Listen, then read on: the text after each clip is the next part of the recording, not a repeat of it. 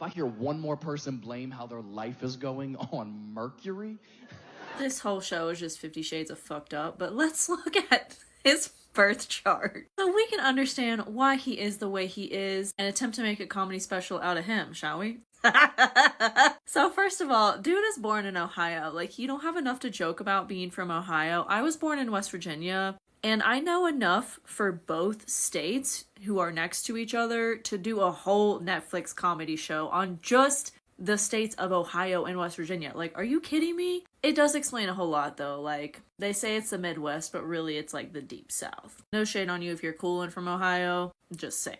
Matt is going through his Saturn return, and I don't think this is going to be good for his career, especially in light of everything that's going on right now for him. And Pluto is about to move through his area of career for 20 years, so I hope he has a diversified portfolio. That's all I'm gonna say about that. It is no surprise to me that he is a Virgo, and not only that, but he's a Taurus rising, so Venus rules his chart. His chart ruler is Venus in Virgo, and Virgos just love to be assholes. They love to be critical assholes. But really, that's only because that's how they treat themselves. You do not want to be inside a Virgo's head that hasn't done the work on themselves. It's honestly hard for me to read his birth chart. I'm gonna pull up his human design chart in a second, because the way I read astrology is looking at people's highest potential and how they can align with and embody their life purpose, and all I see here is just misalignment, shadow, and that's not how I read a chart. But one thing I will say about his astrology chart before I move on is that he has the South Node in Libra right now in his area of work, and Libra rules over fairness, being just, being balanced, being in harmony, which he is completely not. So I really feel like this is gonna lead to a big cancellation of him, which is already happening. And that's a big karmic lesson for him too, and a big part of his healing, as he has Chiron there and he has his North Node in Libra. Like, he's really in the shadow right now of being all this Aries energy in the 12th house connected to his Jupiter in the 8th house. He's just really taking it too far. And then to come out and say that his target audience is men, and that's who he was targeting with that whole whatever show we're calling it, I suppose. Like, it's just all a shit show, really, at this point. Right, let's look at his human design, because now it all makes a lot more sense. His sun in Virgo is in the gate of oppression, oppressing the self and others, because again, what did we talk about with his Virgo energy? He only treats other people that way because that's how he treats himself, which is kind of sad if you think about it. And then a big part of his incarnation cross as well is gate 26, which gate 26, since he has it in a defined center, in the defined heart center, it's a consistent energy in him that he has.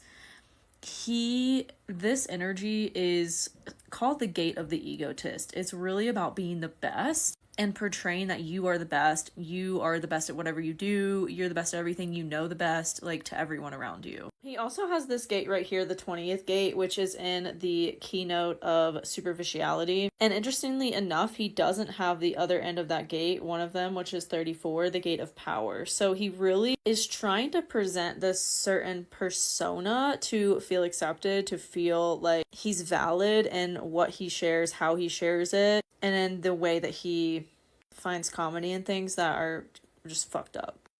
A 1-4 profile in the incarnation cross of rulership. He's here to rule people, but the way he's doing it is definitely more embodied in the shadow attributes of his profile, the 1-4.